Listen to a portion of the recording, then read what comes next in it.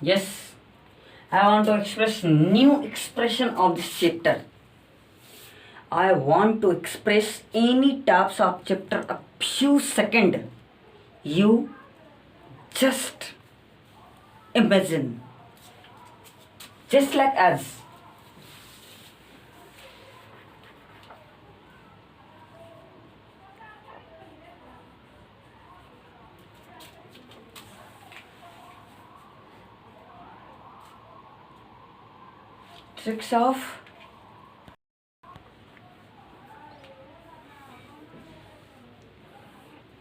Tricks of modal verbs. Just like kinds of helping verb. Helping verb कितने तरह के होते हैं? हेल्पिंग वर्ब टोटल 24 होते हैं. How much? Many? 24. Just like as.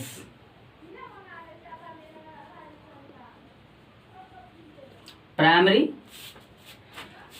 Do, does, did, is, am, are, was, were, has, have, had, can. ये सब हो गया. can, could, may, might, shall, should, will, would, must, used to, ought to, need,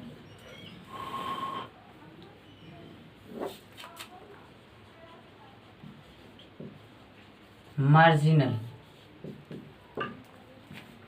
need, dare. ये total 24 होते हैं, यानी कि 11 ये होते हैं, 11 ये होते हैं और 2 ये होते हैं, यानी कि टोटल 24 होते हैं.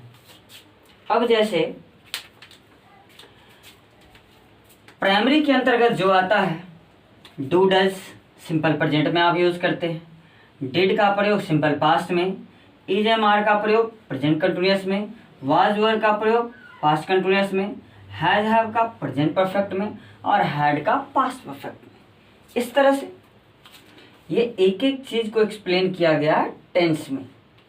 नेक्स्ट है मॉडल. मॉडल वर्ब में इसका कोई V1, V5 या V2 नहीं होता. जिस तरह से अगर हम इसको एक्सप्लेन करके लिख लेंगे, जैसे V1, V2, V3, V4, V5. Just like as. Do, did, done, doing, does.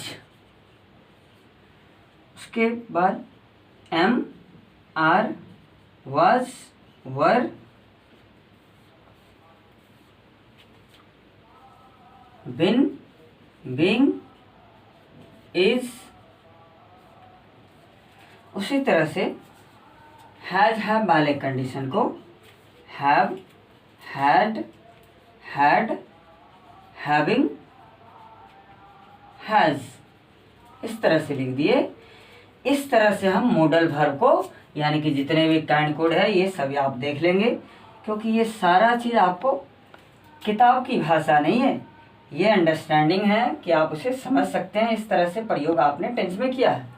उसी तरह से मॉडल वर्ब की बात अगर करें तो can, could, may, might, shall, should, must, use to, ought to, ये शैल, विल का प्रयोग केवल आप फ्यूचर टेंस में पढ़े हैं, शैल, विल का. इस तरह से अब इसमें इसको मॉडल वर्ब को अगर मुझे एक एक करके अगर बताना है तो आपको किस तरह से मैं बता सकता हूँ कम से कम समय में. अब जैसे इसको ट्रिक के रूप में अगर बताना है तो इस तरह से बता सकते हैं कि कैन का प्रयोग एबिलिटी, पावर, कैपेसिटी को बताने के लिए प्रयोग किया जाता है. जैसे आई कैन स्पीक इंग्लिश, मैं अंग्रेजी बोल सकता हूँ. ये इसको एक्सप्रेस कर रहा है कि एबिलिटी, पावर, कैपेसिटी मतलब प्रेजेंट की एबिलिटी, पावर, कैपेसिटी को व्यक्त कर रहा है. कोई फर्स्ट पर्सन ये जानता है कि आई कैन स्पीक इंग्लिश, मैं अंग्रेजी बोल सकता हूँ. Power, I can break this wall, मैं इस दीवार को तोड़ सकता हूँ, तो ये पावर को एक्सप्रेस करता है. Ability, power, capacity. कैपेसिटी मतलब I can across this river, मैं इस नदी को तैरकर पार कर सकता हूँ। तो ये कैपेसिटी की बात होगी। पास्ट एबिलिटी, पावर, कैपेसिटी को बताने के लिए कुड का प्रयोग, या डायरेक्ट से इनडायरेक्ट नरेशन में अगर आप चले गए तो जैसे सेंटेंस में रहेगा he said comma inverted comma I can speak English. अगर इस तरह से सेंटेंस अगर दिया रहे तो उसको आप डायरेक्ट से इनडायरेक्ट में लिखेंगे, हो जाएगा he said that, first person subject, he can का क्या हो जाएगा पास्ट फॉर्म कुड, क्योंकि आपका रिपोर्टिंग वर्ब पास्ट में है। यदि आपका रिपोर्टिंग वर्ब पास्ट टेंस में हो तो रिपोर्टेड स्पीच को पास्ट में जाना पड़ेगा। तो कैन का पास्ट फॉर्म क्या होता है कुड, तो यहाँ हो जाएगा ही कुड स्पीक इंग्लिश। और आपको इतना मालूम होना चाहिए कि मॉडल वर्ब अपने साथ केवल और केवल V1 लेकर के आता है। ये हो गया। तो ये हो गया आपका कैन और कुड का प्रयोग, कि इस तरह से हम इसे समझ सकते हैं। नेक्स्ट है मे और माइट का कंडीशन। मे का प्रयोग मोर पॉसिबिलिटी को बताने के लिए क्या आता है। मोर पॉसिबिलिटी का मतलब होता है कि अगर आप किसी क्लास में इन कर रहे हैं, अगर आप उस क्लास के स्टूडेंट हैं तो पॉसिबिलिटी ये बनती है कि अगर आप कहेंगे मे आई कम इन सर, तो श्योर 99% वो आपको कॉल करेंगे ही करेंगे यस कम इन। तो यहाँ पर पॉसिबिलिटी ज़्यादा होती है, इसीलिए कहते हैं हम मे आई कम इन सर। तो ये मोर पॉसिबिलिटी को बताने के लिए इसका प्रयोग किया जाता है। टेक और गिव परमिशन को बताने के लिए किया जाता है, कि अगर आप किसी को परमिशन दे रहे हैं तब भी और ले रहे हैं तब भी, उसको बताने के लिए। जैसे अधिक संभावना हो, जैसे कहेंगे कि इट मे रेन टुडे, आज बारिश हो सकती है।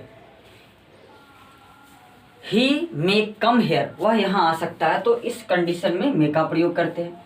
लेकिन यहाँ माइट का प्रयोग समझेंगे। माइट का प्रयोग लेस पॉसिबिलिटी का मतलब होता है कम संभावना को बताने के लिए किया जाता है। जैसे इट माइट रेन टुडे, आज बारिश हो सकती थी, मतलब नहीं हुई। नेक्स्ट कहता है शैल शुड का प्रयोग। शैल का प्रयोग आप केवल इतना भी जानेंगे कि शैल का प्रयोग फर्स्ट पर्सन के दोनों नंबर के साथ, यानी कि आई और वी के साथ प्रयोग किया जाता है। उसके बाद विल का प्रयोग third person, he she it singular noun you, इस सभी के साथ में यू विल का प्रयोग किया जाता है, जो आप टेंस में पढ़े होंगे। Subject shell will V1 plus object common रूप से, लेकिन स्पोकन में आप कॉमन रूप से क्या करेंगे, सभी सब्जेक्ट के नंबर पर्सन के साथ केवल और केवल विल का प्रयोग करेंगे। No any types of excuses. अब इसमें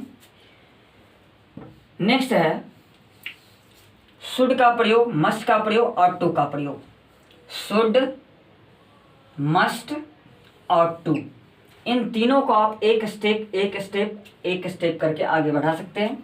जस्ट लाइक एज शुड का प्रयोग, शुड का मतलब होता है चाहिए। शुड का अब जैसे कहेंगे हम लोगों को स्कूल जाना चाहिए, we should go to school, यानी कि अगर हम स्कूल में एडमिशन लिए हैं तो हमें स्कूल जाना चाहिए। यानी कि मोरल को, it is used to know the moral को बताने के लिए इसका प्रयोग किया जाता है। स्ट्रॉन्ग मोरल, हम लोगों को आज स्कूल अवश्य जाना चाहिए, मतलब जब ये अवश्य लग गया इसका मतलब मस्ट है, या आज अगर फॉर्म फिलअप हो रहा है तो उसको भरने के लिए हमें जाना चाहिए।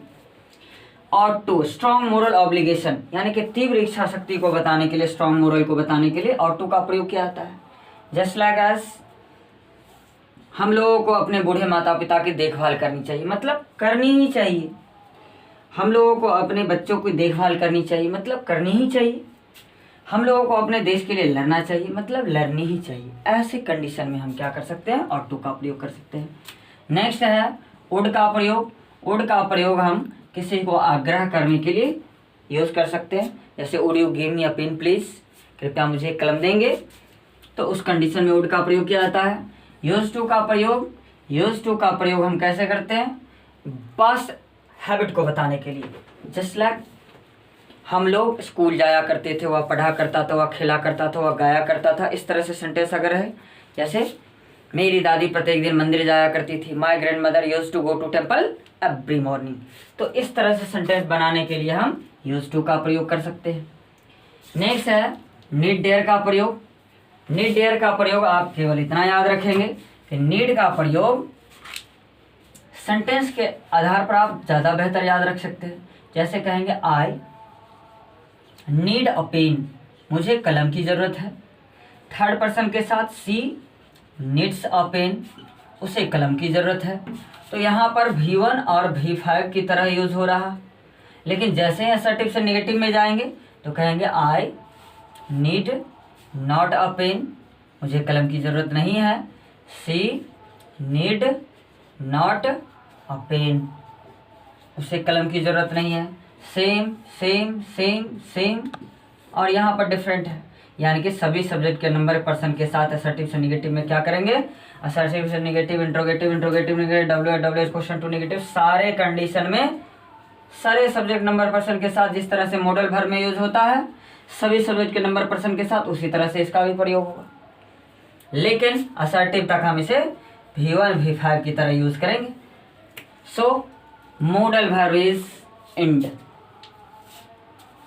अगर ये वीडियो अच्छा लगे तो लाइक कीजिए, सब्सक्राइब कीजिए और इतना शेयर कीजिए कि हर किसी को अगर कम से कम समय में कोई चैप्टर की इस तरह की जानकारी चाहिए तो बिल्कुल हमारे चैनल को आप सब्सक्राइब कर सकते हैं। Thank you.